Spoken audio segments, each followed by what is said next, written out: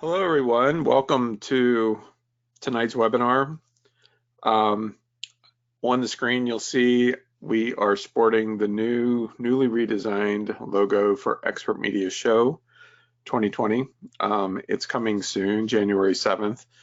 And at the end of the presentation, I'm going to be posting the official registration link so that you can go sign up and get ready for that. I'm really looking forward to it. I've gotten a lot of positive feedback on starting it up again, and it's something I've been thinking about off and on for quite a while, actually. And Kristen and I kind of brainstormed about it a couple times, and finally I said, you know what, I'm just going to do it. So it'll be fun to kind of get back to uh, digging into all of that fun and frivolity, I guess.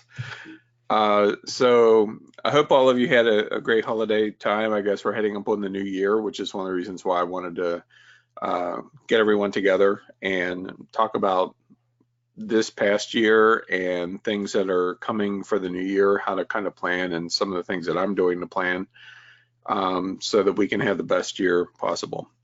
Which I know we say that pretty much every year, but hey, still a new year. So what we're going to cover and go over in this session together is I'm going to start off with the 2019 wrap up, just kind of talk about some of the things that we looked at and covered, some of the trends that have existed that really came to bear, and also take a big look at 2020 and some new directions there. We're also going to talk about Public Domain Day, which is January 1st. And how to find some of the new fun works that will be going into the public domain on January 1st, 2020. I'm also going to share some important lessons learned over the last 12 months and what I've really come to appreciate as the big secrets to success. These are things that I practice every day, and I think chances are that many of you do as well, and you'll really see why it's so important when we get to those. And of course, there's always much more. Now, before we really get into anything, I wanted to start off with saying thank you. Even though I've not met many of you in person, it means so much to me that you continue to participate in the courses and trainings I offer. And it sounds kind of weird to say that. I mean, we haven't spoken much lately because a number of the events that we would speak at on a regular basis no longer have events. Like NAMS is a good example of that.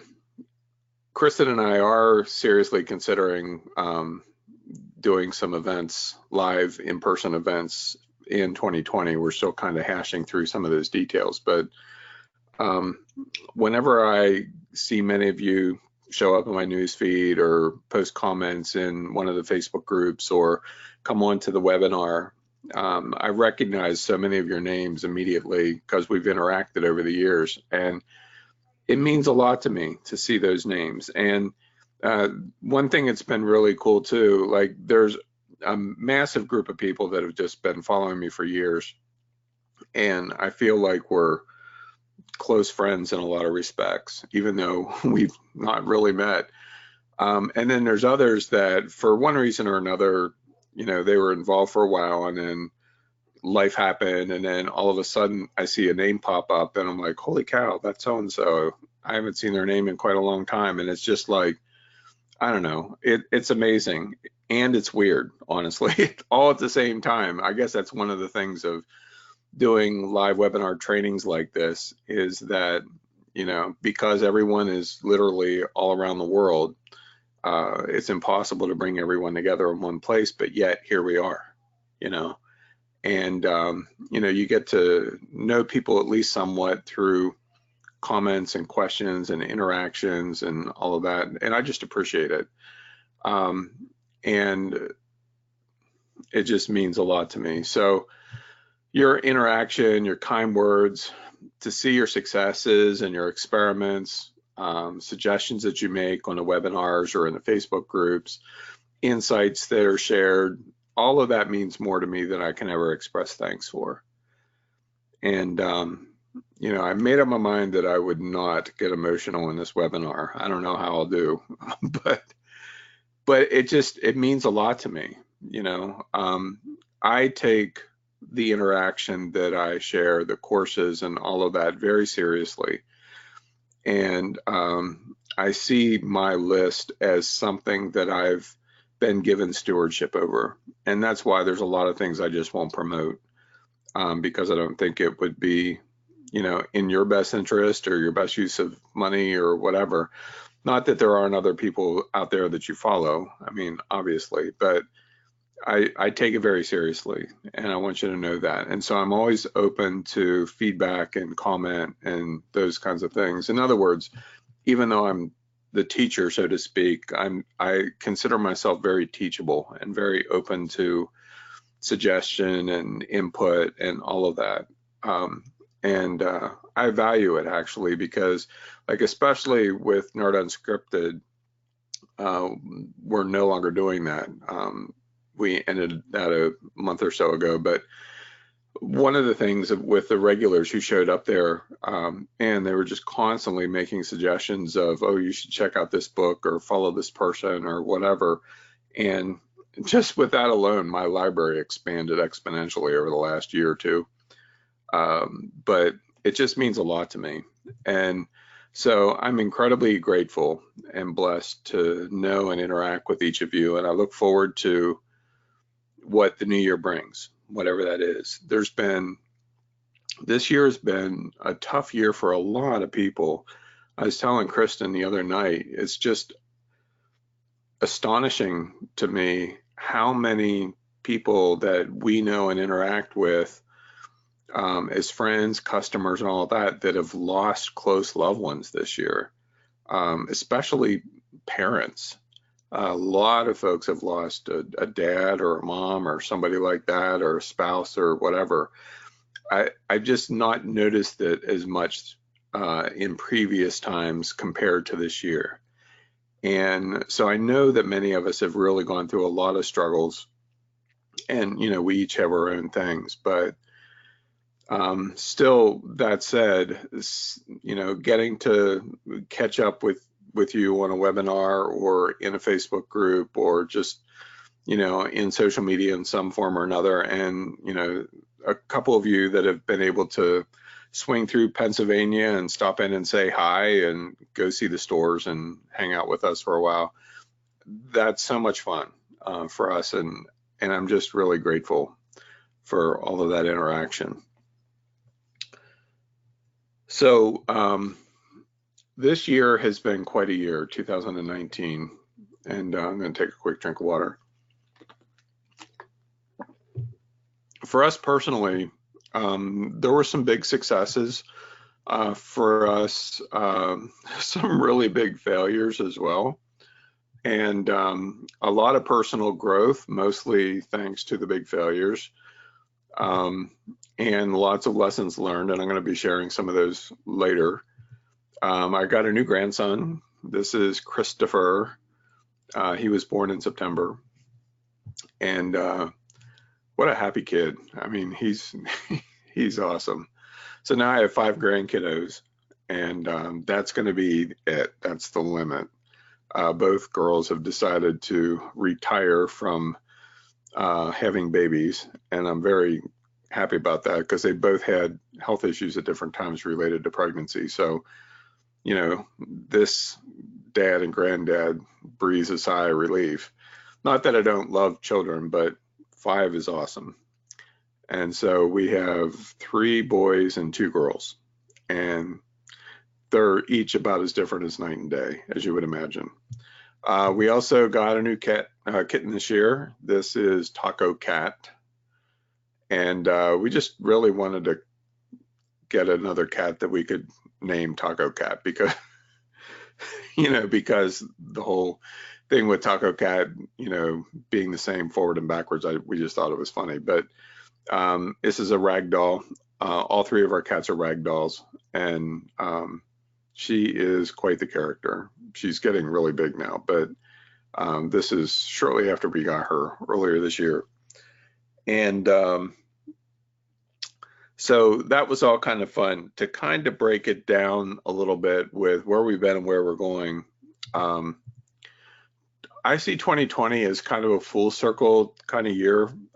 For me personally, it marks 15 years of being online in the information product space. So I guess 2005 is whenever I started working. I've been online longer than 15 years because I had a publishing company and all of that, sold books online and everything. But as far as being in the information space, 15 years ago is whenever I started working on the public domain code book. And whenever I taught the live event on public domain, and that kind of began the whole journey. And so it's kind of exciting to hit that milestone and just to see how much everything has changed in the last 15 years. And I know some of you have been with me almost from the beginning. I mean, I know some of you for a fact have been, were with me well before my dad passed and all of that, which that's coming up on 11 years ago. It's hard to believe. So anyways, I started noticing a couple months ago that it was more than just coincidence that a lot of things that happened like 10, 11 years ago were happening again in a very interesting full circle kind of way. But the same is true even with the information space, which is a lot different these days. And we're going to talk more about those differences here a little later. But for me personally, 2020 is going to be a year going back to my roots in many respects. Some things that I kind of not walked away from, but just kind of put on the back burner a little bit for the sake of other things I'm returning to. So I have quite a number of new books planned that I'm going to be releasing next year. A new photography journey or two that I'll be sharing later. Some new products that I'm working on that are not information-based products, and just a lot more things like that. So I'm also planning on exploring a lot of the popular topics more deeply and practically. So it's interesting. I was thinking about doing a survey again this year, and I may do one later on in 2020. I'm not quite sure yet, but it's always curious to me how whenever I put a survey out and ask, what types of things are you interested in learning about, or do you want to learn more about? The same things keep coming up over and over again, public domain and illustrating kids' books and publishing and all of that kind of stuff that I've taught for years. And it's almost comical sometimes because, I share a lot of this with Kristen, of course, and I'm like, I've taught the daylights out of public domain. I mean, there's not like a whole lot new happening every year in the public domain, but then no sooner do I say that than something else happens or comes out or whatever. I mean, the public domain database thing that I released earlier this year is a great example of that. Like, thankfully the research that I do on a regular basis turned that up, all that data up, and I'm like, it was probably one of the biggest discoveries I've ever made related to public domain content. Just hugely valuable. I use it all the time. But it was just a really good example. And so one of the things that I really want to do, if I'm doing anything related to public domain, just using that as the example, in 2020, which I don't currently have anything specific planned, but I can guarantee you it'll be there somewhere. It's probably going to be more practical, well, actually, there is one thing that I'll be sharing called Content Reinvent, which is a brand new series that I'm starting next year that will look at public domain content, but how to reinvent it very practically into products that you can sell. So my focus is more about you making real money, not just talking theory, which I practice what I preach personally, but to really help move past all of the shiny object syndrome and, things that hold us all up or that we get stuck on, to actually get some success. I'm a big fan of success. And so that's what I mean by practical, being more practical. There's also some really great trends that are happening, some new topics and cutting edge technology that I've already started exploring, like some of the AI stuff. There's a lot more of that that's in development that I've been tracking and following. Some of it just isn't ready to teach on yet, but it's getting there though, and it's really insane. So I'm definitely planning on exploring some new topics this year, where it makes sense. I don't want to just teach something for the sake of teaching it, but there are a couple things that I do want to share that I believe are important and that can really make a difference in how we do business and the types of products that we create.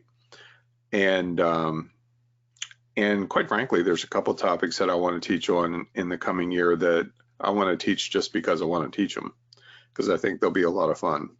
So, I will say this, I don't expect everybody to buy everything that I release, although there's quite a few of you who seem to do that. And I appreciate that, but I try to vary the topics that I teach, because I know that some topics are going to appeal to some of you and other topics are going to appeal to others, and say, oh, I don't care less about XYZ. Well, fine, I'm cool with that. Somebody else is like, holy crap, it's about time you teach on this topic. So that's why, like, I have a lot of interest. If you haven't figured that out yet, there's a lot of things that I am really interested in and like to do. So I just do my best to serve my audience in a way that can maximize everyone's potential. I'm also, for the last several months, I've really been feeling compelled to respond to creative passions. It really bothered me that I haven't been doing much photography this year.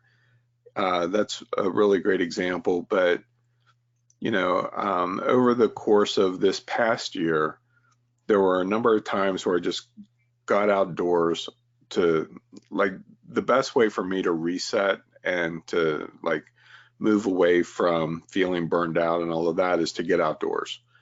Get near water, smell of the mountains, all of that kind of stuff. Really, like, just even a couple hours can reset me really quickly. And every time I've done that and really sat down to think about, if I had no other responsibilities than to just do X, what would X be? And I noticed that I kept going back to the same things. And then I started comparing those lists to lists that I've made in 2018 and 2017 and so on further back. And I discovered that there's a whole group of creative ideas and stuff that I've just been wanting to do. And for whatever reason, I haven't, or I get started and then get distracted, or, something else. And so I really want to get back to those. And I think probably many of you can relate to that, stuff that we put off or that we justify.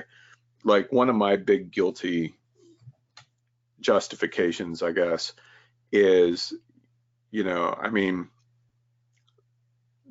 teaching classes online is one of the primary ways that I, make money to pay the bills, just to be honest.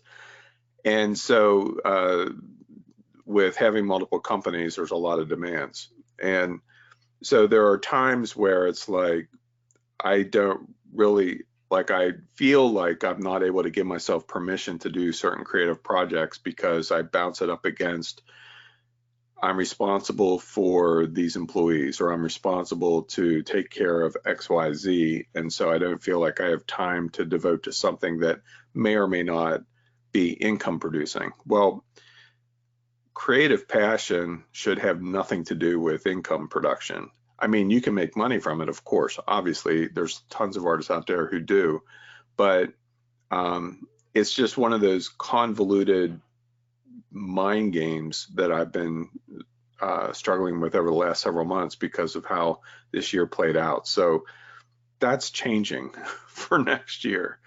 And I have a lot of time and energy already invested into moving in that direction. So I'm pretty happy about that. So to kind of start things off with regard to where we are with Expert Media Group, which is basically my company that handles all of my online teaching. Just to kind of give you some contrast of where we were in 2019, I thought I would share 2018's numbers. So in 2018, I created 22 courses or training products. Okay, so not all courses. So like for instance, coloring book Kickstart, which is a huge PDF product that probably all of you have, or most of you. I would consider that a training product, but that's included in this number.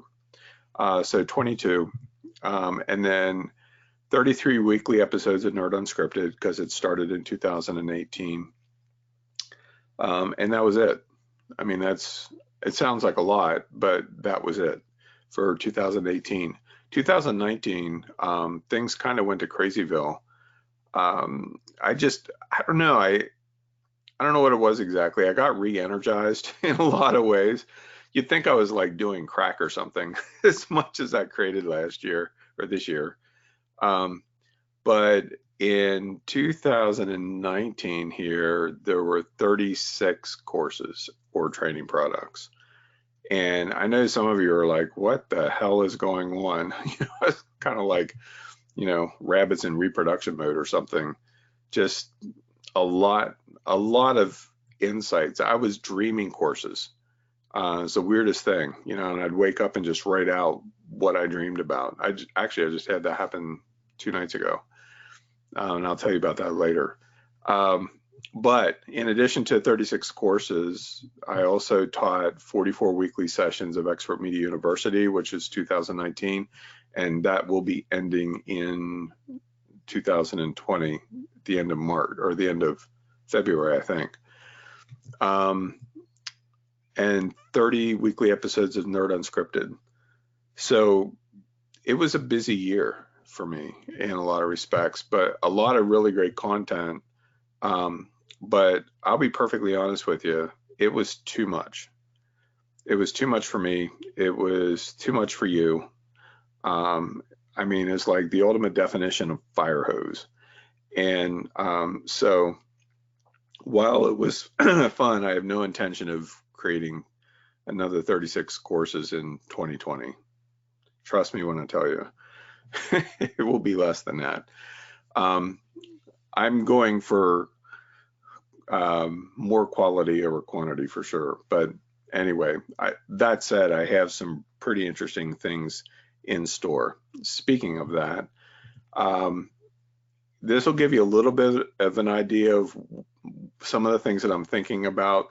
I can't promise that all of these things will definitely be taught or when they will be shared. It's just stuff that I actually, on this first page here, most of these are already outlined in one form or another because I lay out trainings in Evernote. So Expert Media Show, of course, is the big announcement. That starts January 7th. And it will be weekly and it will be free. And I'm really excited about that. One of the things that I loved about Expert Media Show initially was that it was a great environment to test ideas. And that's honestly one of the reasons why I wanted to go back to it again.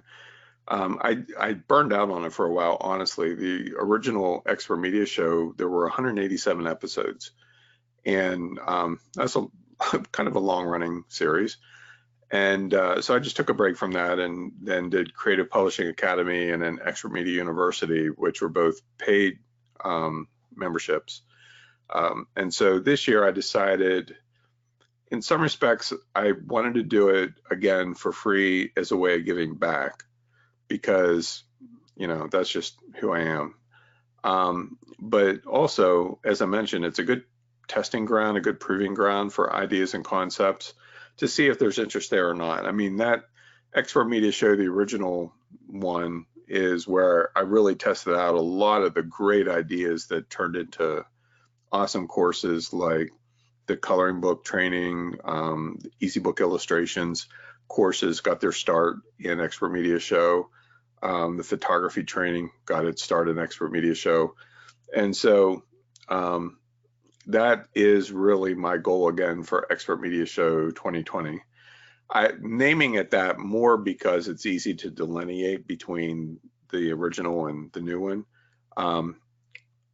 So in other words, even if we continue into 2021 or 2022 or however long this all goes, the name will probably change to like 2021 and 2021, but I don't want you to think that just because it's named 2020 means it's only happening during 2020. That's just more for delineation than anything else. And so there's also a new course that I just started outlining called Ultimate Success Strategies. This is something that I dreamed 2 nights ago. It's a weird experience whenever you dream full courses. And it's recently just started happening with me over the last couple months. And this one I'm really excited about. For years, people have asked me how I research. And I mean, I've tried to teach it, and I don't know. I mean, because obviously research is important in pretty much anything you do information-wise. But in this dream, it connected dots that I just never connected before related to keywords and all of that. So in Ultimate Success Strategies, the entire course, I'm not sure how many modules yet, is going to be devoted on how to research for creating information products, or honestly any kind of product. Plus, not only just in identifying which ones are going to sell or not, but how to research the demographics to get people there, how to research the keyword tools or the keywords to sell the products that you create. And I'll let you in a little hint. I'm not going to give much detail because I don't want to give away the whole course. But the one big discovery that I made with regard to research is that the words that you use to find it, once you understand how to use them, the words that you use to find or to identify the trend are the same ones that you use to find the content, and it's the same ones that you use to sell it. And a lot of people have not connected those dots the way I'm going to present them. So thankfully, I dreamed it all, so I don't have to think it all up. And then I realized I've actually already been doing this for a long time. So I'm pretty excited about this because here's the thing.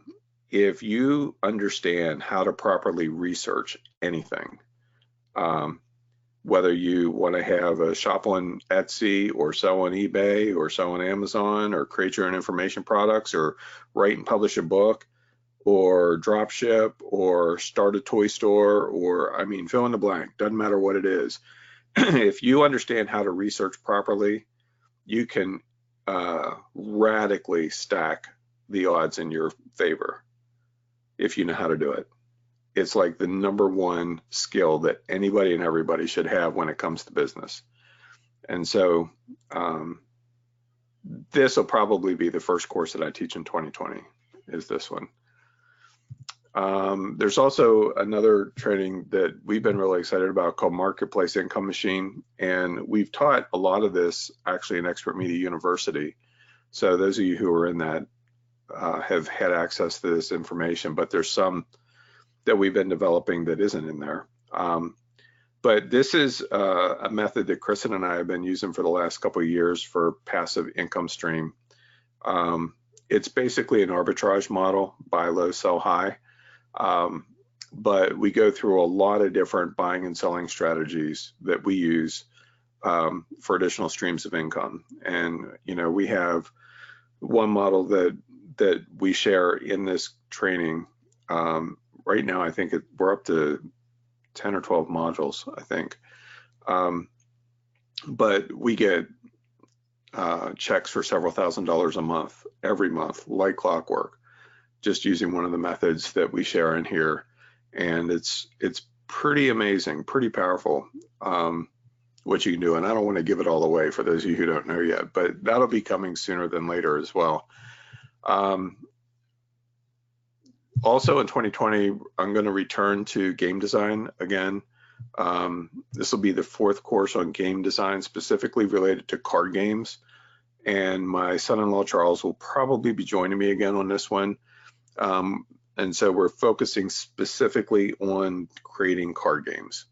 And we have several that we've been testing out. I have a new one that I've been working on called Bank that I think it's going to be a lot of fun. And we're going to kind of go through that creation process beginning to end. And that'll probably be a little later in the year. And then I mentioned this one before, Content Reinvent, where this is going to be a series. So there's not going to be just one Content Reinvent. It's going to be a series for next year.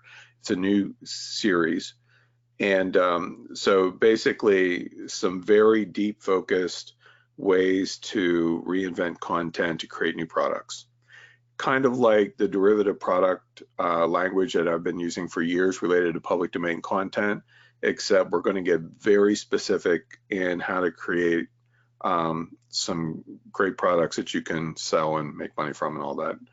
And so the first one in the series is going to be related to books.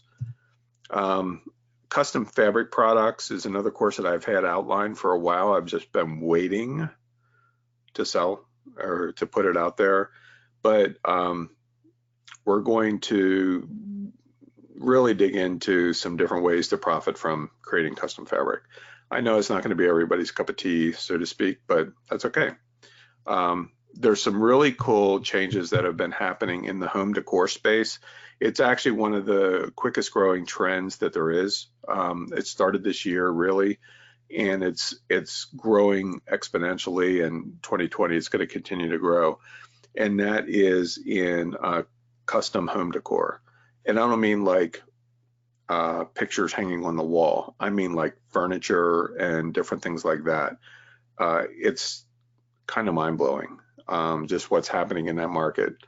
And so we're going to focus on that. And then Magazine Design Lab is another one that I'm really looking forward to getting into. I think probably many of you saw the Vendor View magazine that I did, 16-page magazine, and Vendor View is going to be moving into print form in spring of 2020. And so I'm going to really break down how to create your own magazine, why you should create your own magazine, how to dial in your audience, and all of that kind of stuff. So that's going to be Magazine Design Lab. That'll be probably spring 2020. So like March or April is probably when that one's going to come out, I think. And some other topics that I'm thinking about. There's definitely going to be some new deep dives. I have 3 or 4 different programs, free programs that are unfreaking believable. Most of them you probably aren't even aware of, but they're crazy. Like why they're even free, I don't know. So there's going to be deep dives on those. I've also been doing a lot of experimenting with artificial intelligence music production and composing. And I actually taught a class on this in Expert Media University, just one module. And it's crazy. I mean, some of the things that I've been playing around with are just, it's insane what you can do with AI these days. And so I'm seriously thinking of getting into that, but I'm not quite sure if I will yet. I haven't made up my mind. And there's an important reason why. I can tell you this much. So one of the reasons why I'm seriously considering getting into it is because the laws regarding public domain music have changed. And I alluded to this not long ago, but basically there was a law passed in 2018 that essentially removed all older music from the public domain temporarily. And honestly, it was a law that needed to be passed to protect content creators, because before that, all of the music laws were primarily governed by states. And so there was a lot of inconsistency there. And as a result, a lot of music creators were being ripped off, if you get right down to it. And so the law normalized the process for copyright protection for audio recordings.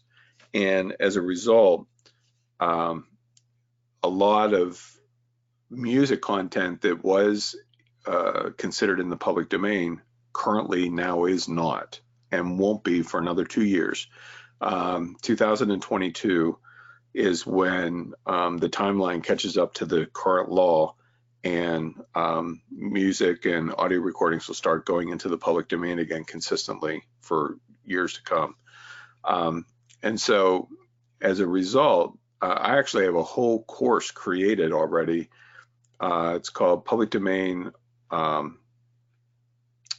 is it called? Public Domain Music Hacks is what it's called, actually. And I had the entire course written, and then I went back and revisited that law and started digging into the new law and realized, crap, there is no content right now in the public domain hardly, except for one. And the one big exception is AI generated music, because music or any other creative content that is generated by a non-human, hence AI, is not protectable by copyright. Okay, so it's a very unique spin, and I've been experimenting with it, and it's insane what you can do with it. Of course, all that you have to do is take the AI generated music and go in and edit it and reinvent it. That'll be my new buzzword.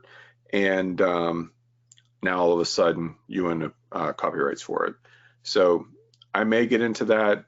I'm still in the learning process in some respects and experimenting and all of that. So we'll see. 2D animation is something that I've really wanted to teach for a long time, but I just wasn't sure if the audience was there for it with you guys, if that's something that you're interested in. Some of the software that's out now is so amazing what you can do with 2D art. So like, think static image, like you go into Pixabay, you find a cartoon drawing of some character, and it's just there. It's two-dimensional. It doesn't do anything. It doesn't move. It doesn't do anything like that. Take it into software, and just a couple moments later, that same character is moving around. It's talking. It's doing all kinds of things. Like, that's where the technology is today. It's insane. And so there's a lot of benefits to teaching that. And I have some pretty unique angles on it with regard to book publishing and all of that. So that's more than likely going to happen, but probably not until summer, I'm guessing. We'll see. Kindle book design. We're going to revisit Kindle book creation this year, or next year, probably sooner than later. I want to get into all of the Amazon software again, because there's been some updates and changes and all that. So like Kindle Create, the Kids Book Creator, the Comic Book Creator software, all of those. I want to revisit those again and really dig into how to dial in Kindle book creation. There's a bunch of people out there that are half-assing this kind of training, and it's really frustrating, honestly. So I want to get in there and, from a book designer perspective, and show you how to do it right. So that's one thing that I definitely want to do. And then I've had a lot of requests over the years on to teach on designing coffee table books. And so since I'm designing one this year for myself, I figured, why don't we all learn it, go through the process together. I mean, I've done them before. I have half a dozen of them, but so probably at some point in the year, we will visit this topic. And then something else that I'm not quite sure of, it's something that's incredibly interesting to me, but I don't know how interesting it is to you. And by the way, you guys can feel free to sound off. I'm not checking comments and questions right now, but if you think something sounds incredibly interesting, please let me know about it. It's one of the reasons why I wanted to do this webinar. So telling family and historical stories. I'm a huge genealogy research nut. I've been doing it for 10 years or more, actually. Actually, I've been doing it for almost 20 years. Now that I think about it, 2001. So I've researched the daylights out of my family. And so now I'm back 7 generations in every direction. And in many cases, more than that, in some cases by a lot, 60 or 70 generations. And so now that I have a lot of that research done, I'm collecting photos and those kinds of things. But I was telling my mom just today that the approach that I'm taking now with our personal family is, it's one thing to see, your great grandfather or your great grandmother or whoever, and maybe even have a picture of them. But essentially, they're a name and a birth date and a death date, and you have a little bit more information, maybe, but in many cases not. And then it's it. There's no context other than the fact that, they got together and had your great grandparent or your great grandfather, and then he got together with your great grandmother and had your grandparents, and so on down the row.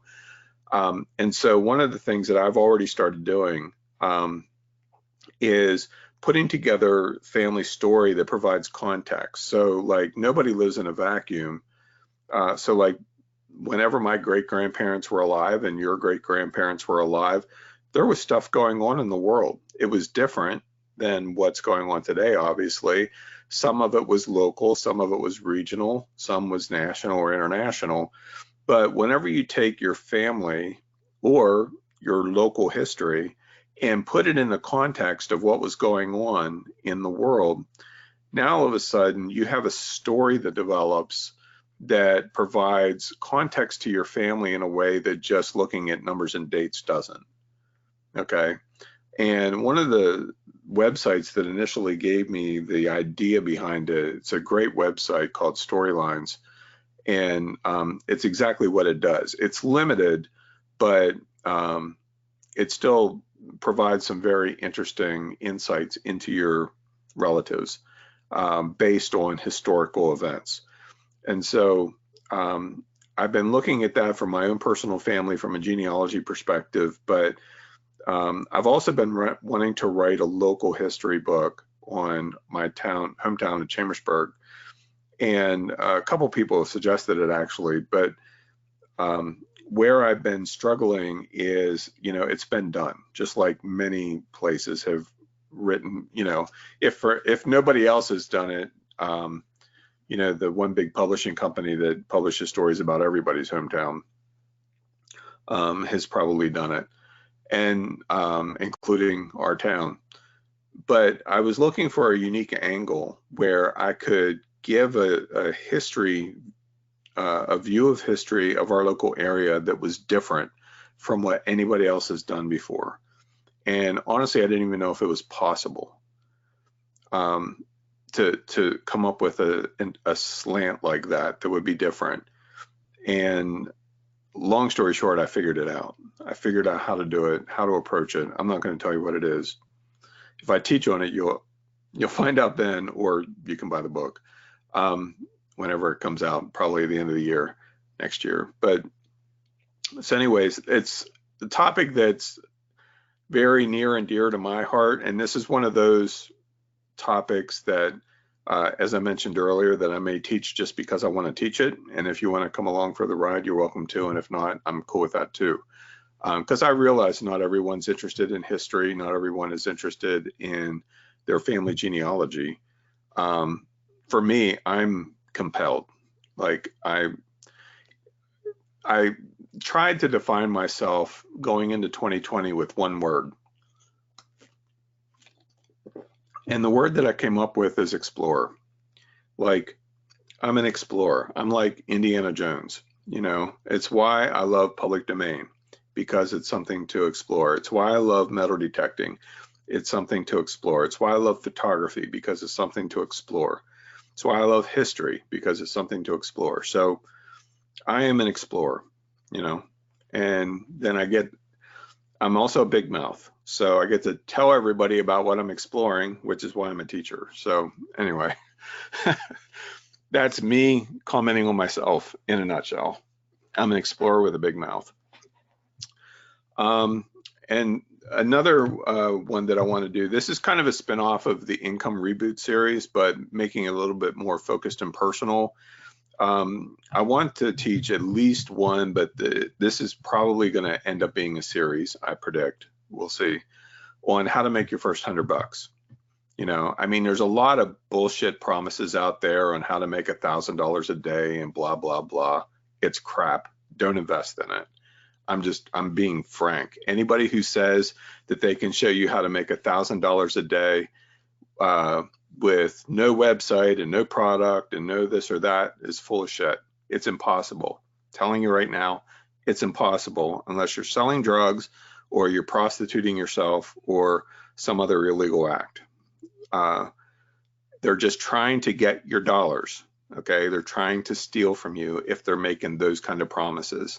You know, and I have no problem calling people out on that shit. I'm tired of it. But in a more practical sense, making your first $100 is different. And here's why. Whenever I was first getting started, back when ago, 15 years ago, coming up on, I didn't know if I could do it. I mean, I was a book designer and pretty damn good one, but I didn't know if I could do this, create my own products that somebody would want to buy. And my goal was to make $100. Actually, my first goal was to make my first $100, but then ultimately my goal came down to making $100 a day. And I don't remember exactly how long it took me to get to that, to make $100 a day, more than one day in a row. Like, that was a big deal. But I do remember. I think it probably, I was in my downtown office by then. And so I probably would have been at this by about a solid year or more, about a year, until I hit $100 a day. And I remember the first time I did it, like 3 days or 4 days in a row, I took my family out for dinner to celebrate, because it was like, you know, the best thing ever. And now, granted, $100 a day is like $3,000 a month. Okay, so I mean, for some of you, that would be a huge difference. For others, you know, like now $100 a day would, you know, probably send me into a panic mode just with the responsibilities I have with our other businesses. But I remember it was a big deal to get there, you know, because, and here's why, it's a psychological trigger that happens when you say, okay, so I did this and it worked. And so if it worked, then I wonder if I can make it work again. And so it's about the repeatability of it all that really is the secret. And then I remember around the same time, I was at a marketing event and somebody told me, it wasn't from the stage, I was talking to them, I forget who it was now. And they said, if you can make $100 a day, you can make $1,000 a day. And I just said, yeah, right. You know, it's like, no, really, you can. I'm like, okay, whatever. You know, I thought that they were full of it too. And then somebody else, I think it was Alex Mandossian, you know, made this statement about, you know, what I used to make in a year, I made in a month, and then what I used to make in a month, I made in a week, and then what I used to make in a week, I made in a day. And, you know, this is from the stage, and I'm like, dude, you are so full of crap right now. You know, like, I just couldn't wrap my head around it. And I'm happy to tell you that 2 years ago, I was on a cruise with Alex and got the opportunity to apologize for my attitude, because it turns out that he was right and I was wrong, and I proved him right. But none of that matters if you can't make your first $100, you know. Doesn't have to be 500. It doesn't have, I mean, it's just getting to that first $100, right? So the things that Kristen and I taught in the income reboot courses this year can definitely help you get that, but I want to get a little bit more focused and strategic. And so we're going to get into that. I can't tell you what that's all going to look like at this point. You'll find out when we get there, because I'm not quite sure when I'm releasing this yet, but or at least the first one, excuse me. Some other new ventures that I'm looking at for 2020 that will, some of them will directly impact you. I'm going to be continuing to update Expert Media Hub. I got most, not all, but most of the older courses are now there. There's still some that are 5 years or more older that are not there yet, that the sites have been hacked or not accessible any longer or whatever. And I'm still working on some of those. Those weren't my first priority because, well, they're 5 or more years old. And, you know, so a lot of the content isn't even really valid today. But I do want to make that all available. So I'm still, you know, moving all of that. But more importantly, my big focus going into 2020 is that I want to make the site completely searchable. So that if you're wondering, you know, where I taught on something, or if I taught on something, you can type in a search phrase and it'll bring up the course that I taught it in. And if you don't own that course, an opportunity to buy it, of course. Or if you do already own it, then to be able to access it. It's a lot of work creating a custom database like that, because essentially it means having outlines of every single video that I've ever created, which fortunately, because of the way I design PowerPoints, a lot of that exists, but it still has to be compiled into a database so that it works properly for search. So, so it's going to be a bit of work, but that's my goal, to really get Expert Media Hub to be as easy to use as like Udemy or lynda.com or those kinds of sites, you know, so that it's fully searchable, very easy to access. I think one of the big problems that has been there is that people just aren't quite aware of what all's there, you know. And I've tried to make that as easy as possible. This is the front page currently. And so, you know, I have the categories. Some of these may change. I'm not quite sure yet. So like if you want to learn about public domain, obviously you click on public domain, and I'm logged in as me. So everything says access now and learn more. But typically for the courses you have access to, it'll say access now, and the ones that you don't, it says learn more. But you know, there's a lot here. And so I understand the feeling of overwhelm that you can have whenever you've invested in a lot of my training and you're trying to remember where I said something, but you have no idea where.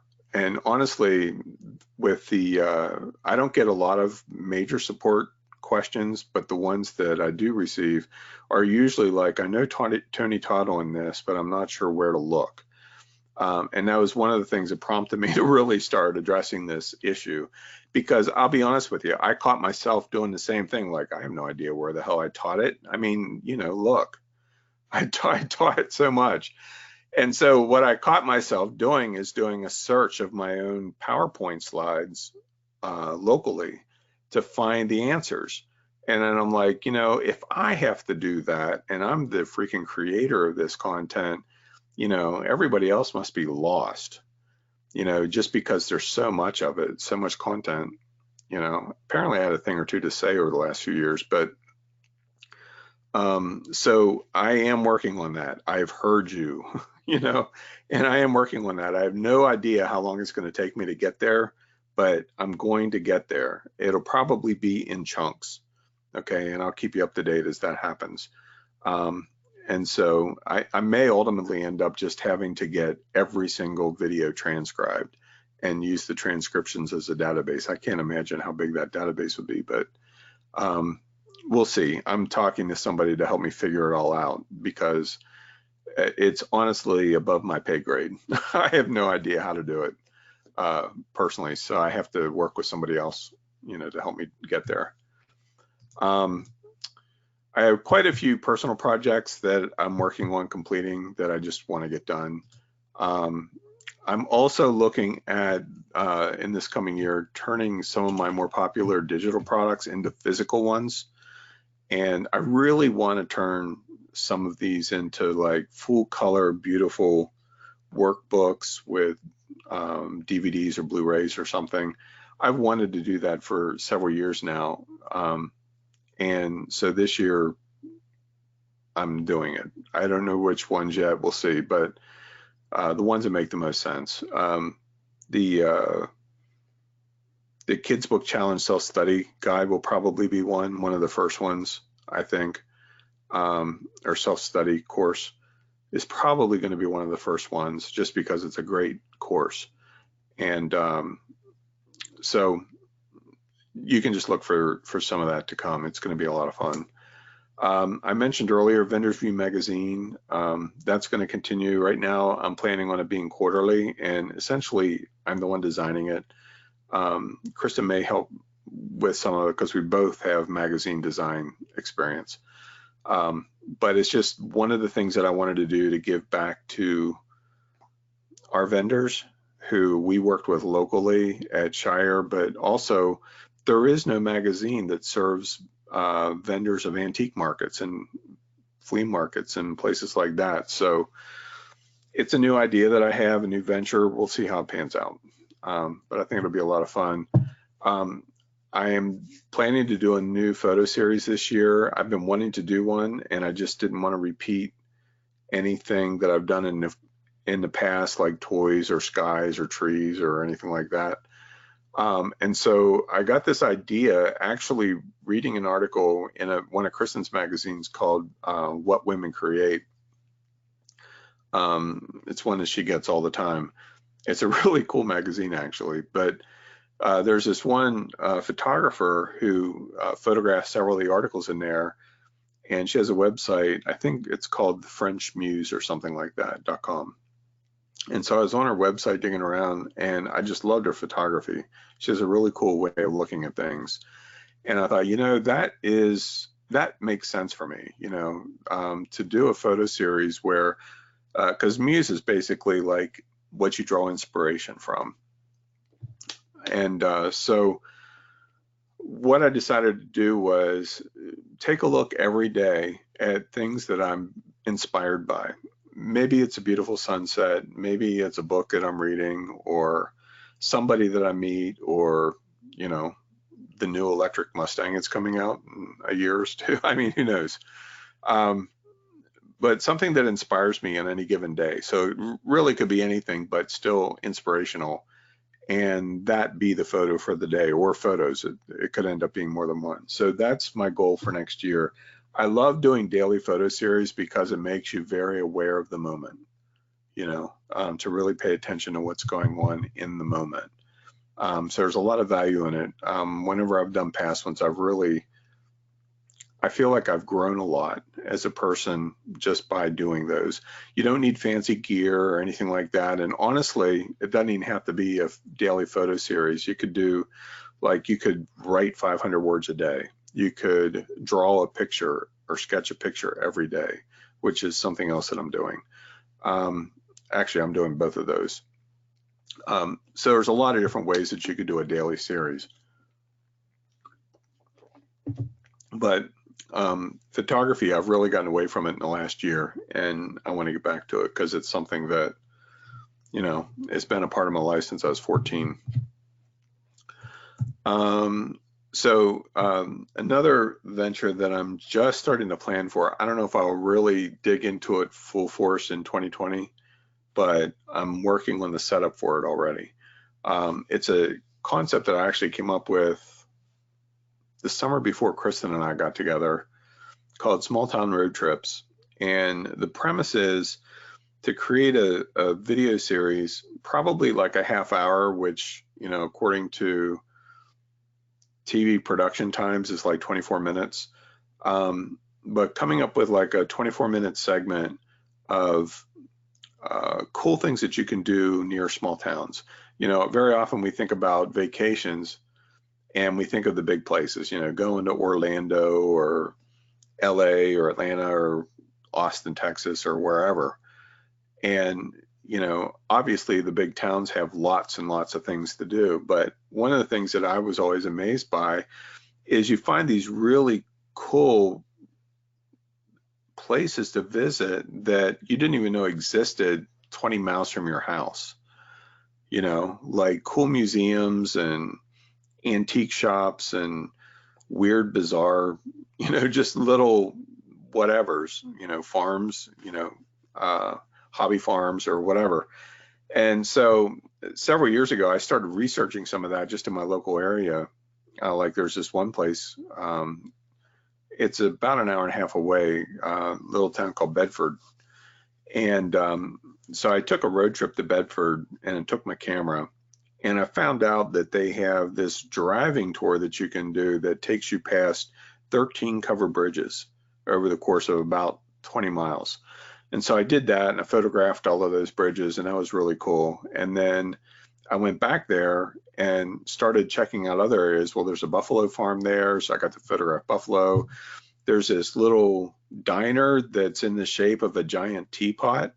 It's the weirdest thing ever, but you know, it's certainly interesting and cool looking. There's like this little old town, like little village kind of thing that I guess was the original Bedford town. You know, it's like a fortress, little fort, wooden fort thing. That was super cool to visit. And so that made me curious to visit other areas. One of the things that kind of caught my attention was I was talking to friends here in town, and how many of them mentioned that they've never been to Gettysburg, which is 23 miles, 24 miles from where I live. Like Gettysburg, you know, the pivotal point of the entire Civil War, you know, the bloodiest battle in all the Civil War is there. And they've never been to Gettysburg, never explored the battlefields, never went to any of the cool little shops. I mean, downtown Gettysburg is freaking awesome for shops and everything. And so like all of those things together just kind of caught my attention. And so I thought it would be really cool to create a video series that highlights little road trips that you can do depending on where you live, you know, so eventually all around the country, but not big cities, but just going to little towns that have these cool little unique, quirky finds that could make a fun road trip, you know. And so I've been talking with a good friend of mine local here, Tyler, who's also doing some really cool videography projects and everything.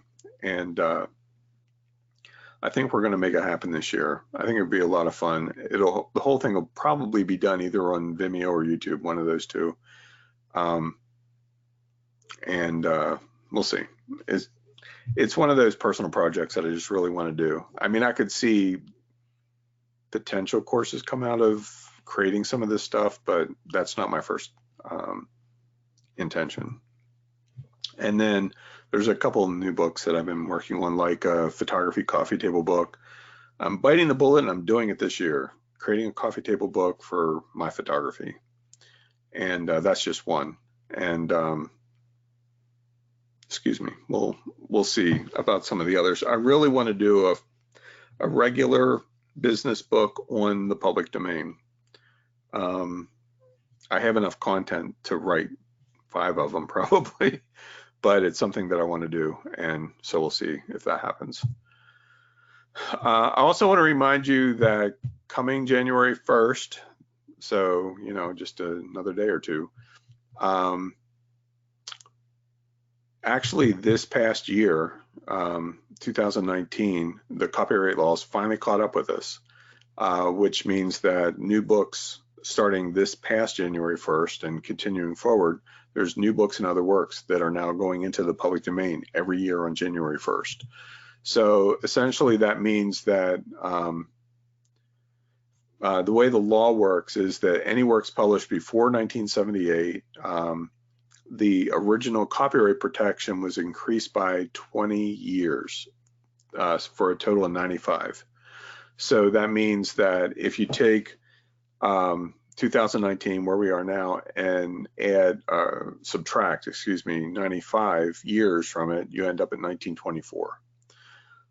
So the way a lot of people view it is like whenever we hit January 1st, 2020, that means that all of the books that were published in 1924 are now officially in the public domain.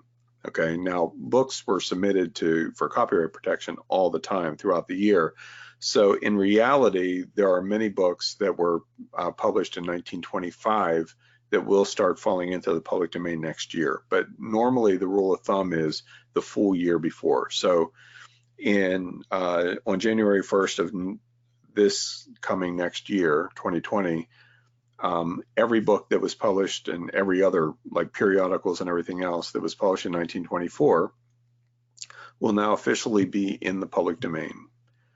A lot of other countries use life of the author plus 70. And so a lot of their books have been falling into the public domain for years, but not here in the US until now. So there's actually tens of thousands of new books, photographs, art, movies, magazines, and more that are going to be officially in the public domain starting January 1st. Now, one of the easiest ways to find them is through the University of Pennsylvania Catalog of Copyright Entries. And so like if we go there, you'll see all of the different years that are listed here. If you go to 1924, which is at the top, you'll notice that Part 1, Group 1 is books, and then you have contributions to newspapers and periodicals, which are magazines.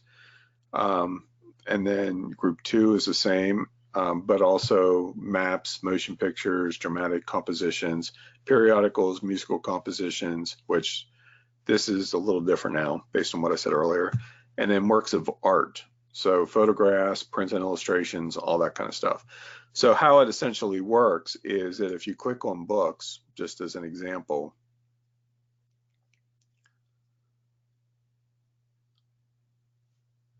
it brings you to the catalog of copyright entries. So this basically records every book that was submitted for copyright protection in 1924. And so what that means is in this document that we're looking at right now, every single book will be in the public domain starting January 1st, okay? And of course, this, I don't know if this is searchable or not. Some of them are, some of them aren't. I think a lot of these they actually also have on Gutenberg.org. And usually the information is portrayed in a couple different ways, initially based on the author's name, but I think they also have a section in the back that's based on the title of the book. That's how you would find books from 1924. If you're looking for magazines that will be in the public domain starting January 1st, like which magazine issues, you just pick the periodicals document and see if we can get to the first page here.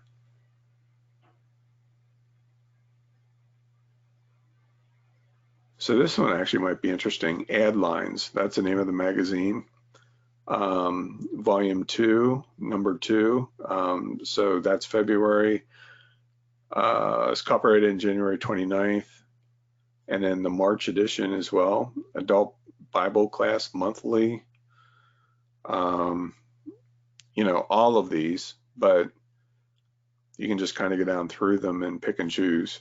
American Artisan Hardware Record. I don't know if that'd be valid or not. Some of these, obviously, you're not going to be able to use content for. American Child could be a fun magazine. So this is normally the copyright entries were published twice a year. So that's why in this case, some cases you only see like January through March. And in other cases you see later in the year. So it's done in cycles, as you can see. American cinematographer, um, American cookery. That could be a fun one. So you kind of get the idea. And so essentially what you would do is you say, oh, okay, so the American Girl magazine from the Girl Scouts, 1924, that'll be in the public domain. So then you could go to eBay and type in the name of that and the year, 1924, and then any magazines that show up, you know, you can buy them and know that the content is in the public domain. Okay, so that's kind of cool. And then the same is true for newspapers and all of that. You can also use Google search terms, copyright 1924 or just 1924 together with keywords like book, periodical, magazine, newspaper, photograph, painting, board game, card game, movies. And don't forget stuff like this. I mean, like board games or card games as an example, because, you know, they have copyrights also that expire. So, you know, you want to keep that in mind. What else do we got here?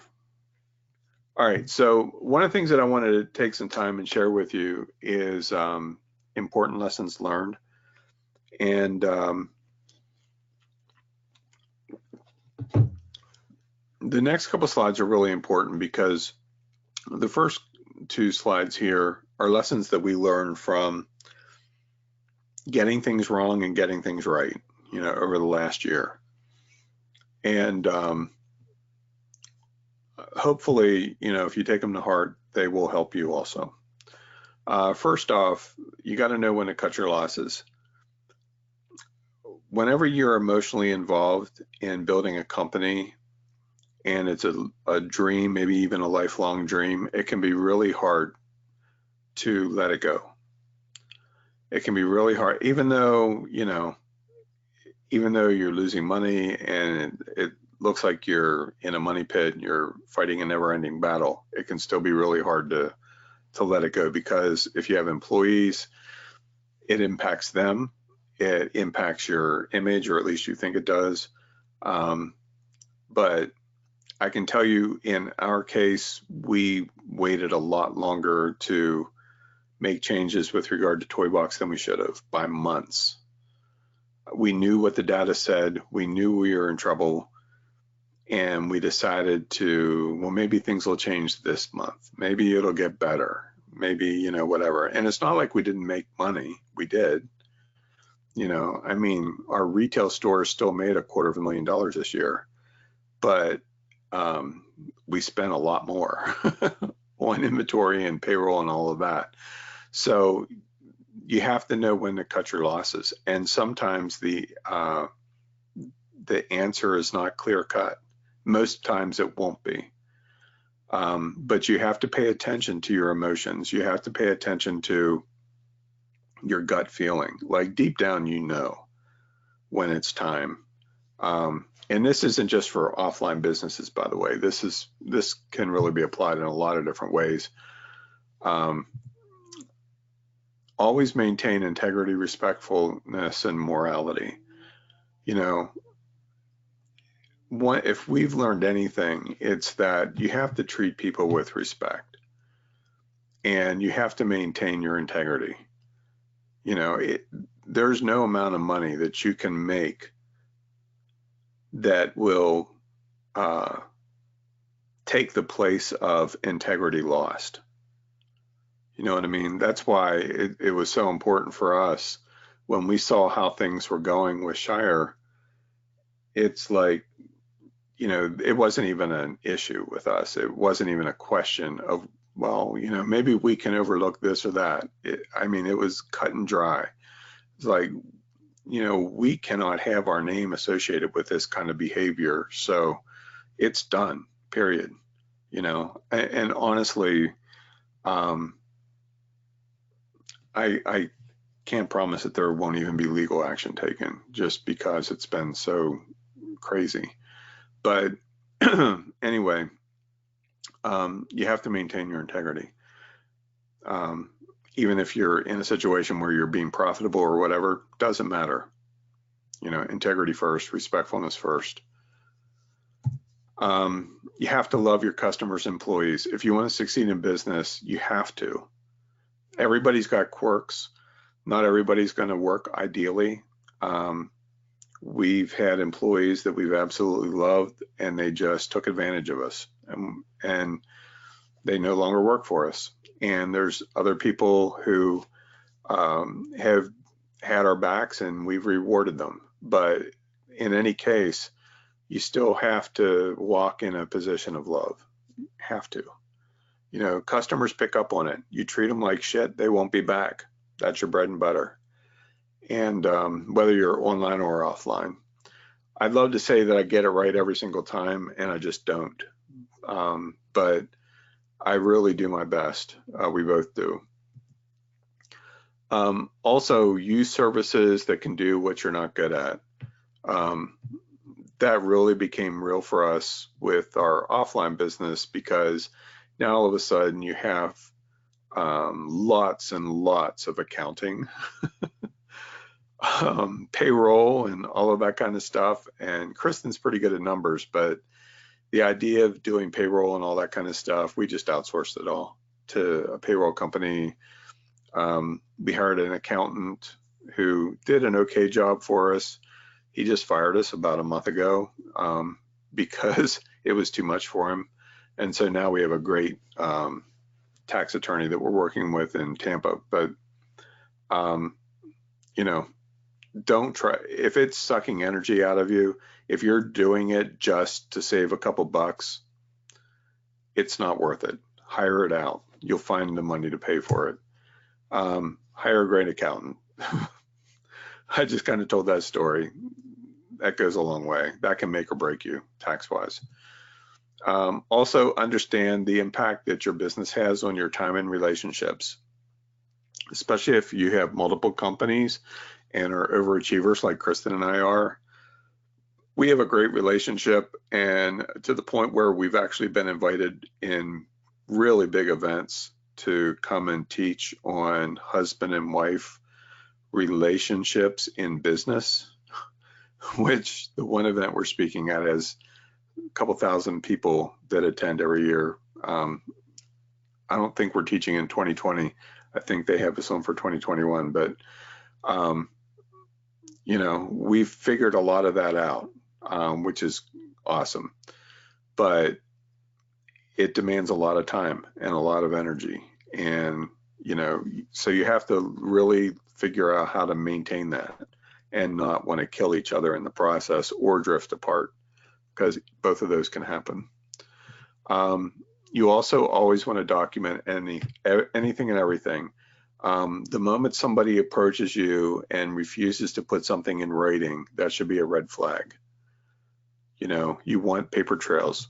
And if you're doing something that's not above board, shame on you. You need to be legal. You need to take care of things the way they're supposed to be taken care of.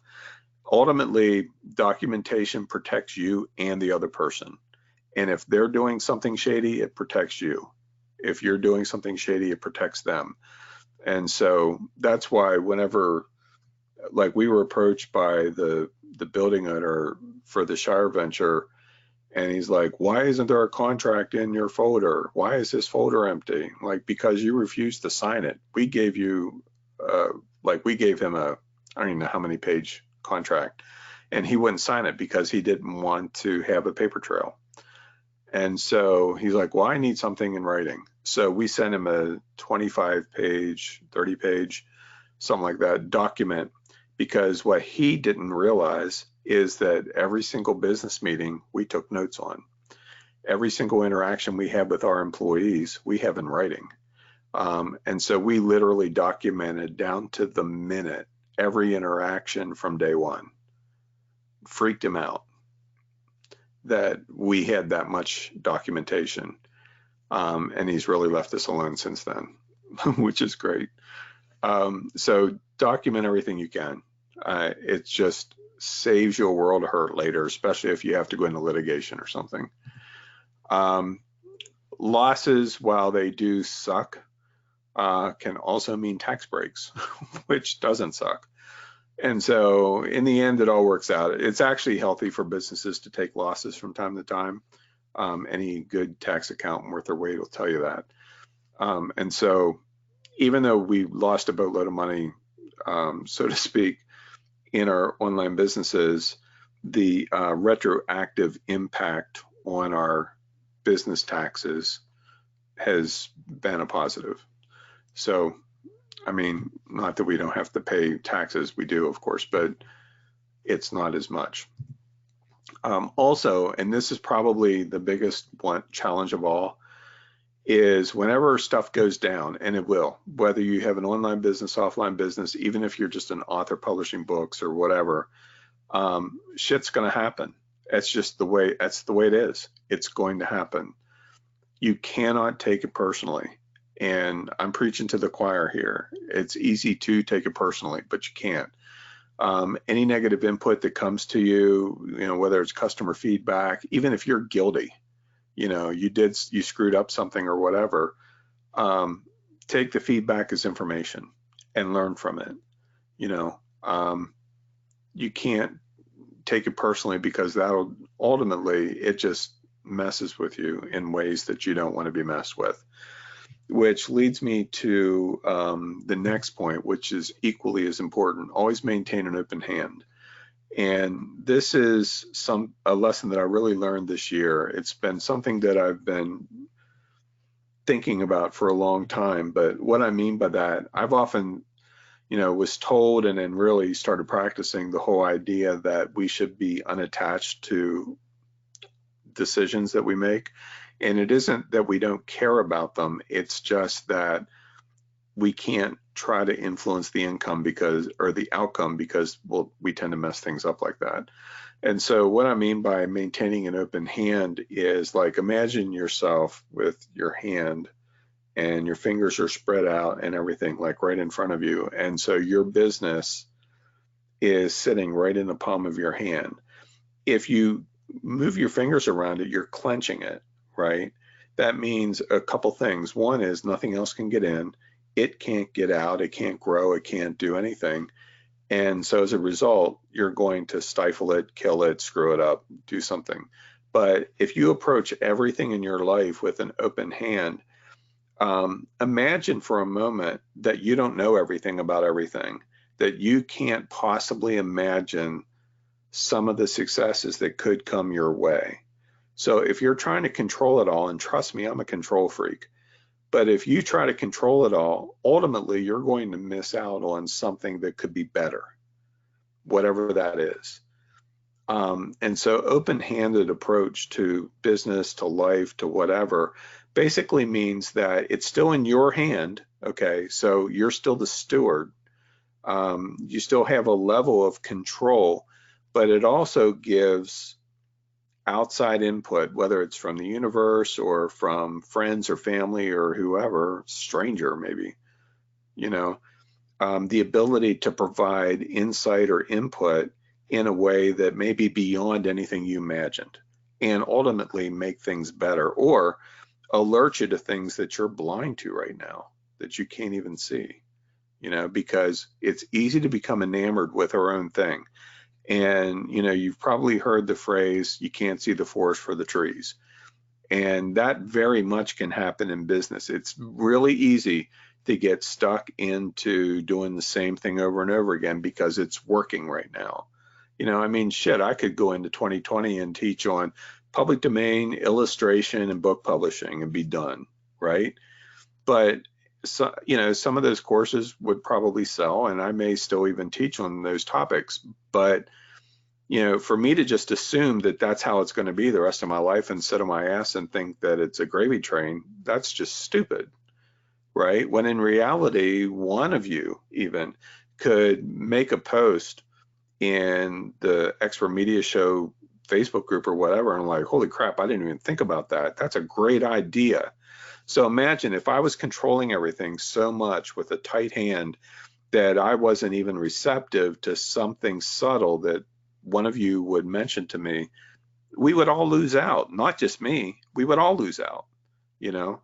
And so I've really seen that in business, both online and off, and even in friendships and everything else, that we have to maintain an open hand with everything, because we just don't know it all. We can't possibly see everything. And it takes a lot of pressure off too, I can tell you that.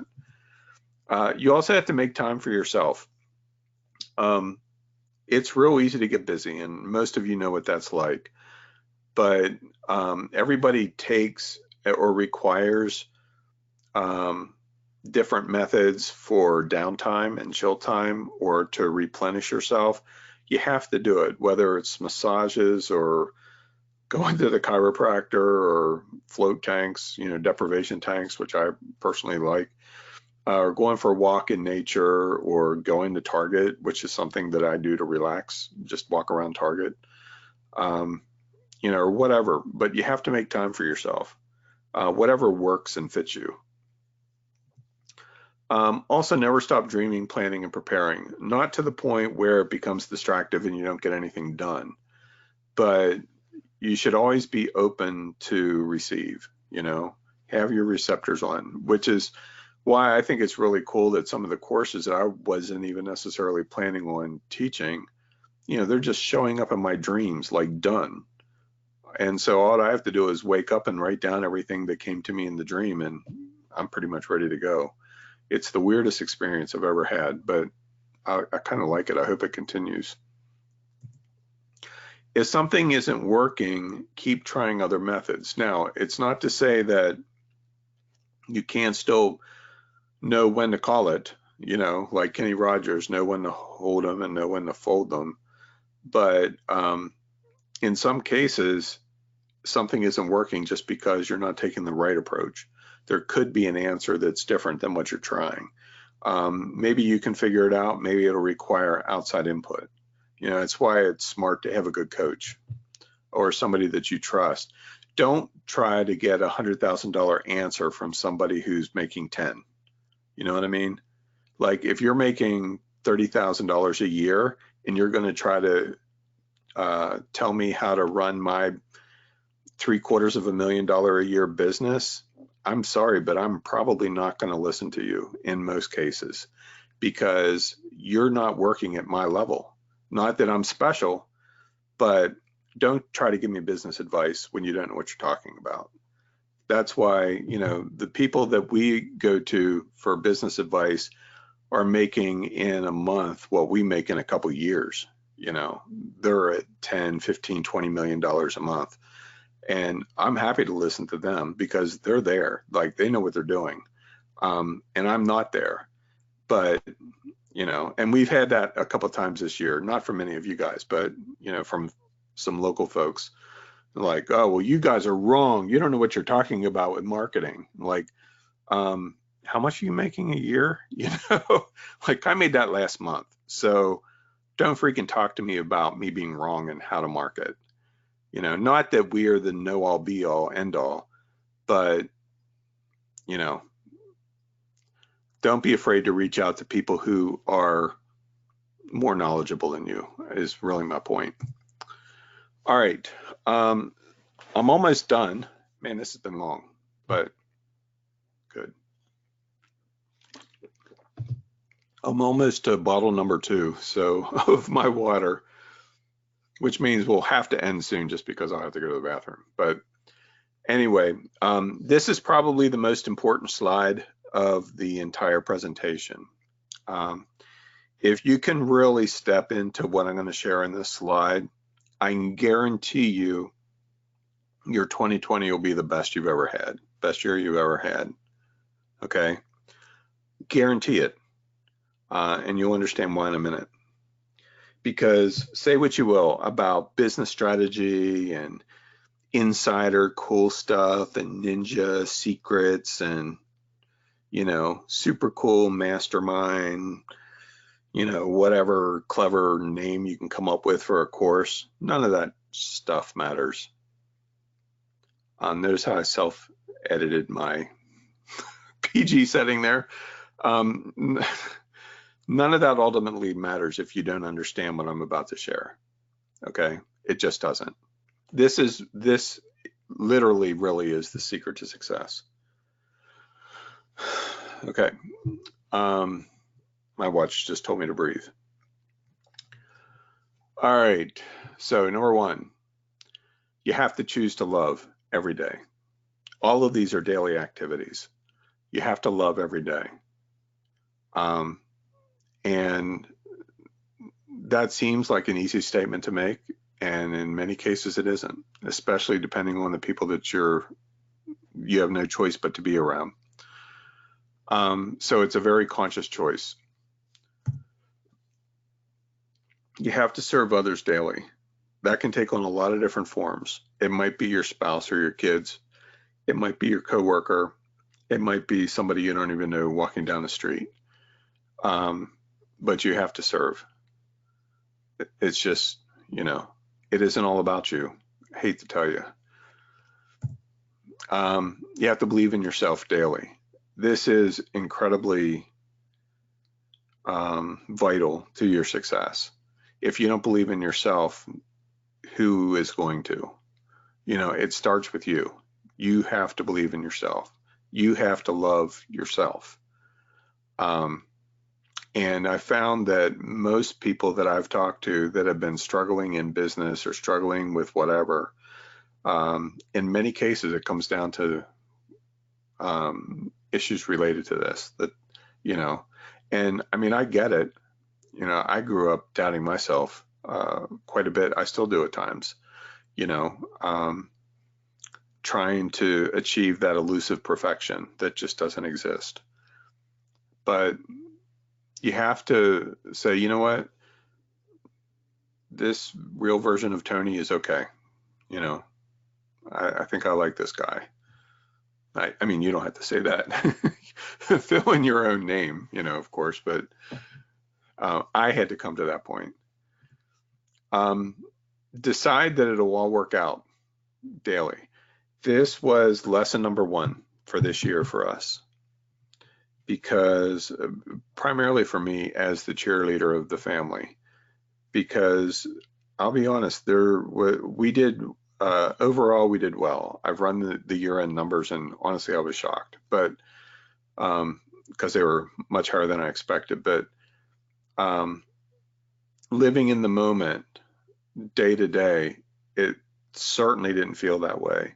And there were a lot of times where we knew that by Thursday, we had $10,000 coming out of our account, and we had 500 bucks, you know, and then, and so like it's Sunday, we have 500 bucks, and then it's Monday and we have maybe 1,500 bucks, and then it's Tuesday. And so we know that 3,500 of that 10,000 is coming out on Wednesday, and the balance is coming out on Thursday, and we don't have it, you know, and I'm pretty sure all of you can relate, right? The numbers might be different, but at the end, it doesn't matter. And the one thing that I held on to, well, there were a couple of things, but one of the things that I held on to was that somehow or another, it's going to work out. I didn't know how. I still don't know how, but I just knew that it was going to work out. And there were times where, to be really, really frank and rated R, it was fucking scary.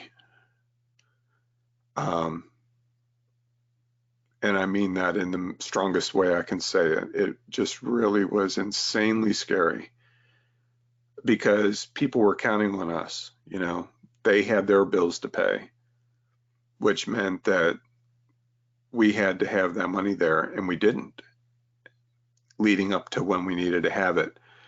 But I can tell you what, here we are at the end of the year, and every week, in some cases every day, we had that opportunity to doubt, is it going to work this time? And, you know, I'd love to say that we got through it all gracefully, but there were some days where it just felt like it ain't going to happen this time. And I mean, it was especially hard on Kristen, but I just held on to the idea that somehow or another it was going to work out. It was beyond my concept of how, and sometimes it was the most bizarre, weird way of working out. but I can tell you at the end of the year that every single time it worked out. Every time. Out of hundreds of times, it worked out because I decided that one way or another, it was going to work out. And I just trusted that it would, and it did. Which leads me to the next point. You have to give daily. And I don't mean like giving can take on a lot of different forms. It can be time, it can be money, it can be, talents, it could be whatever. But it's important to give, regardless of what your spiritual beliefs are or affiliations or whatever. Giving is in every scriptural text or scripture text that exists, regardless of what you believe. But giving, it's a principle that exists on this planet in every imaginable form. Give and it's given. It's seed time and harvest. We see it with seeds. You plant it in the ground and give back. You take an oak or a little acorn and you plant it in the ground, you get a whole oak tree full of acorns. You take an apple seed, you plant it in the ground, you get a whole tree of apples. It's give and it's given, right? The same concepts are true with money, with time, with talents, with energy, with attention. Sometimes it may only be a few moments, but you have to do it. It's probably why we have so many toys, because like one of our favorite ways of giving is giving toys. Because we like toys. That's why we have toy stores. This year, like our nonprofit of choice is Toys for Tots. And this year we gave 9 skids full of toys to Toys for Tots. Toys that we gave probably ended up in pretty much every kid's hand in Franklin County, because there were so many. I remember I took the one delivery. One of the times we had our trailer full more than once, and I had like 3 or 4 skids, and I just put them in this woman's garage, and because that's where she had to keep them for that moment because there were so many. And I think she asked if she could give me a hug like 4 or 5 times. It was just the coolest thing ever. And then Kristen decided to take several families that have helped us in one way or another over the year, either friends or other business owners or whatever. And she would just take them to our house or our storage units or the toy store or wherever and say, go shopping for your kids, go shopping for your grandkids, take anything you want. And then we would just give it to them. And this one family, we gave like dozens and dozens of sets of Legos. Like their kids are still getting up at 6 in the morning just to put Lego sets together. They were just here at the house last night. And I mean, it was like, that is awesome,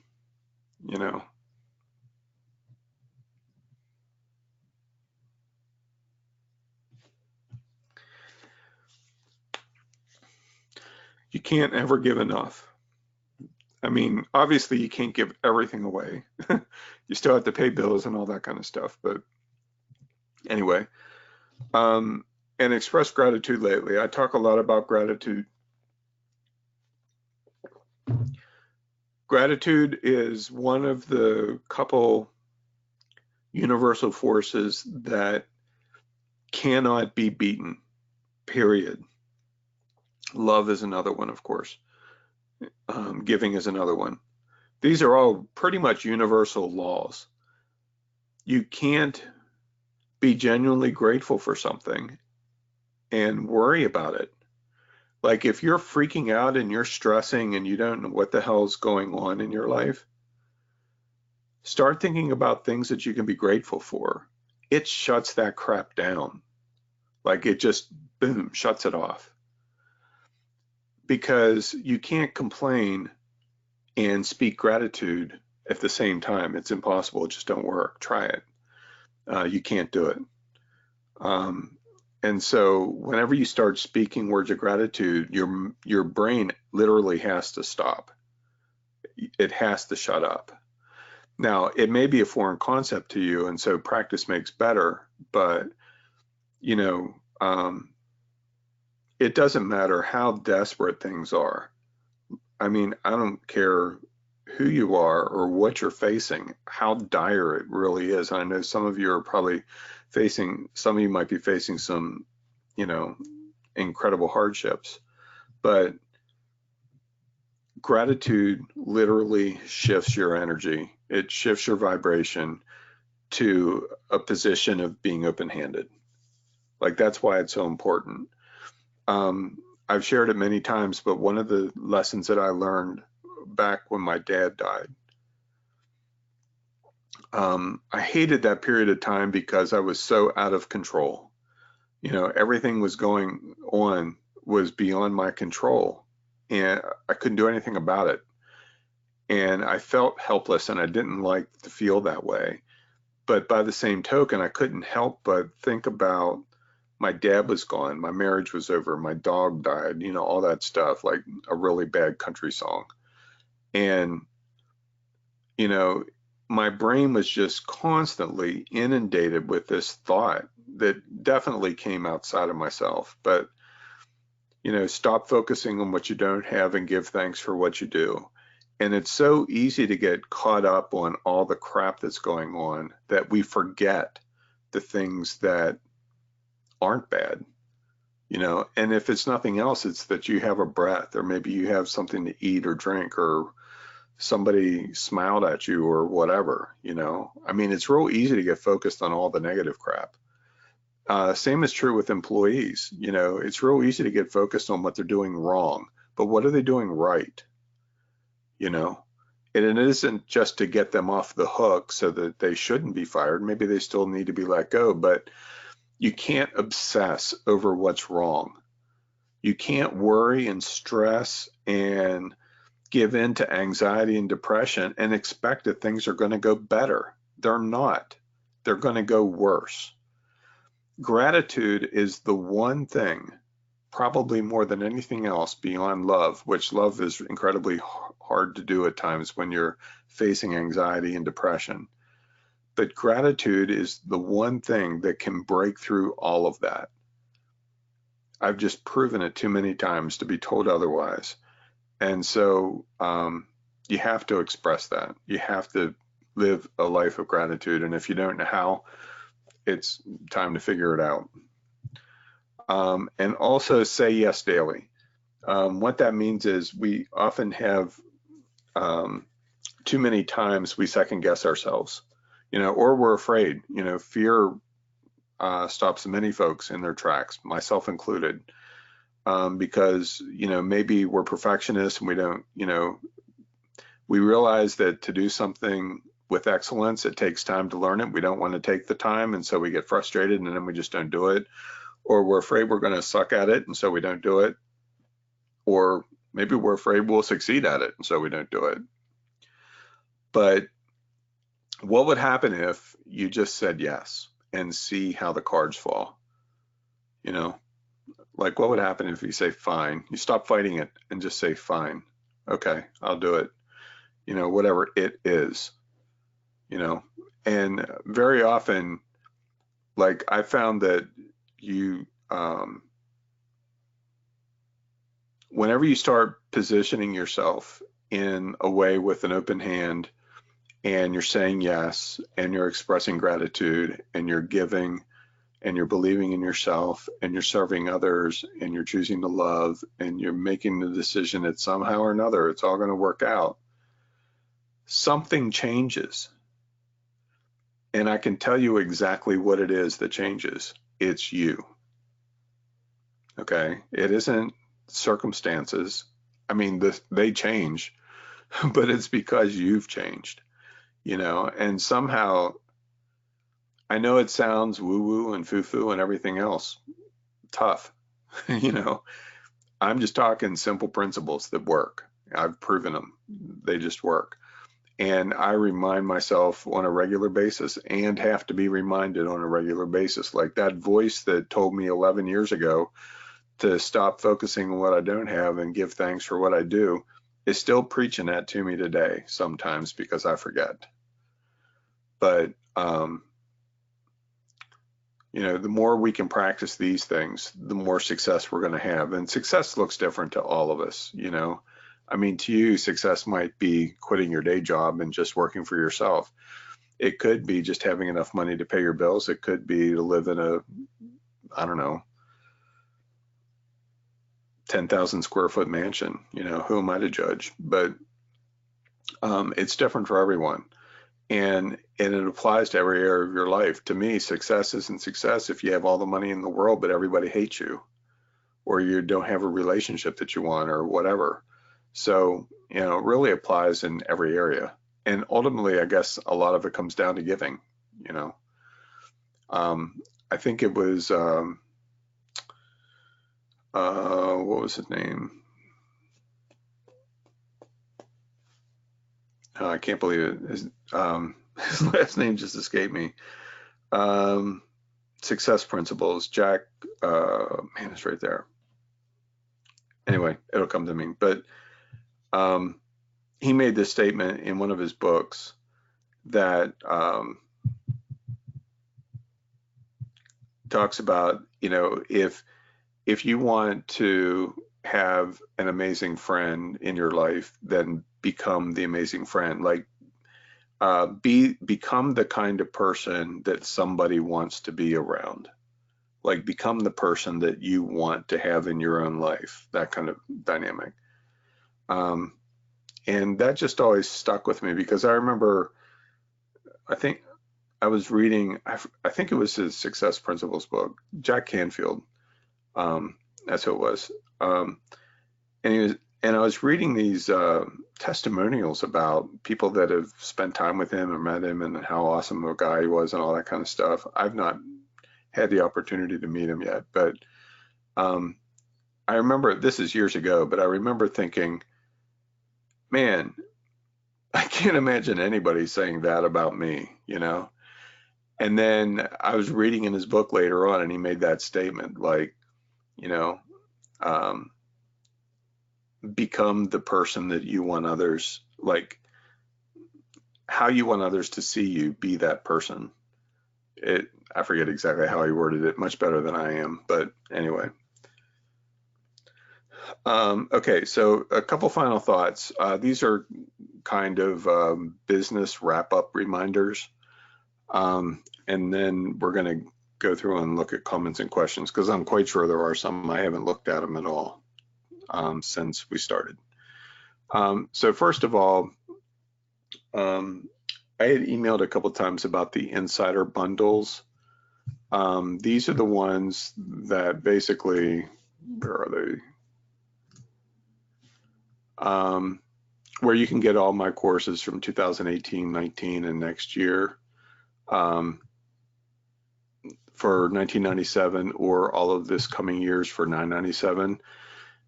These bundles are going away in a day, in 6 hours, and I'm not going to be offering them again next year. Once they're gone, they're gone. But I know that it's a huge investment, but it's an investment in yourself. And Lori really summed it up well. She mentioned about that she was worth the investment into herself. But these are real world numbers. I mean, even if you divided the this total by 3/4, you know, it's still, which is certainly more than you would have paid if you bought them all at the introductory price. It's still a hell of a deal. And the same with this coming year. I don't know what all I'm going to be teaching. I've shared some of it with you, but it's your chance to save a boatload of money if you want the opportunity to do that. And of course, you get to write it off in your taxes. So there's a lot of great training here. I think for 2018 and 19, you're talking 56 courses and trainings plus whatever I create next year, however many that's going to be. I'm not going to try to beat this year's total, but there's a number of you that have already taken advantage of it. And it's kind of cool to see you investing in yourself at that level, because now you can go through in whatever order that you want to, and learn what you need to learn. But this is the link here for it. And then the last couple courses I launched, also government hacks and photo reboot, those are still live at their introductory prices for now, for the next couple days. I just wanted to mention, I'm not here to pitch to you, but I would be remiss and not a very good business person if I didn't tell you about these. Just because I believe in what I've created, that's why I do it. And so I would not be doing my job if I didn't share it with you. So I'm going to put the link in the chat there for the big bundle, and I would encourage you to invest in it. If not, that's fine. That's up to you. And then last but certainly not least, the Expert Media Show 2020 registration.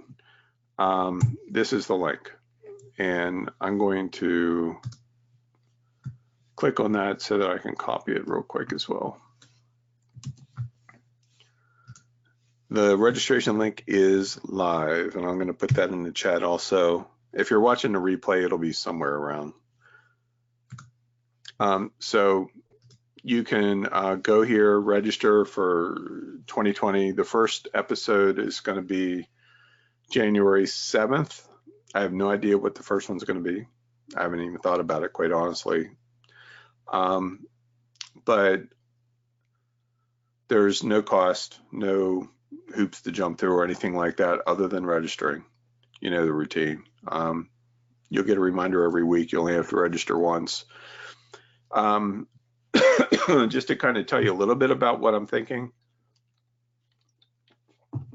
I've already shared some of this on the page and stuff, but it's going to be a lot like the previous edition of Expert Media Show, where we'll talk about software, we'll talk about strategies for business and different kinds of things like that. They will be shorter shows. So the teaching part will probably be half an hour. So they're going to be a little bit shorter.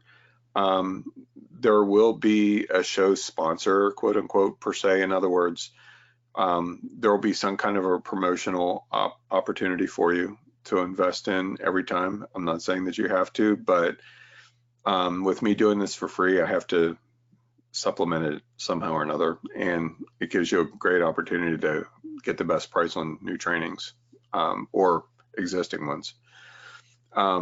And so it's not going to be long and heavy pitches or anything like that. That's not who I am. I think you know that by now. But there will be products that I'll be making available and those kinds of things. But it's not going to be like Bud Light or anything like that, like Expert Media Show Light. There'll still be really high quality training and teaching, because that's how I roll. That's why I started to begin with. My initial vision for Expert Media Show, why I started it to begin with back however many years ago that was because I really got tired of just seeing all these little ankle biter internet marketers coming up out of JVZoo and Warrior Forum and all of that, selling crap that they should be giving away for free. I mean, just people were paying for a bunch of stuff that was nothing but crap. And I got frustrated with it. And so I decided to take all the crap that they were selling to people and basically just teach it all for free, because, you deserve more.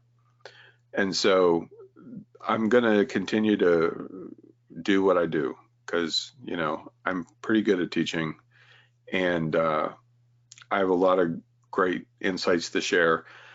Some of the classes that we'll do, the episodes that we'll do, will be, feeder teaching for a new course that's coming out in some cases, or it might be just me testing out an idea, as I mentioned earlier, to see if you're interested in learning more. Who knows? We'll make it up as we go along. What I do know is that it's going to be fun. I'm looking forward to it. It seems like many of you are as well. And I have no idea how long it'll last. It'll last until it's done. I'll just put it that way. We'll see. All right. Well, thank you all very much for sticking with me here. I know it's been a long night, but it's year-end wrap up, so it was a long year.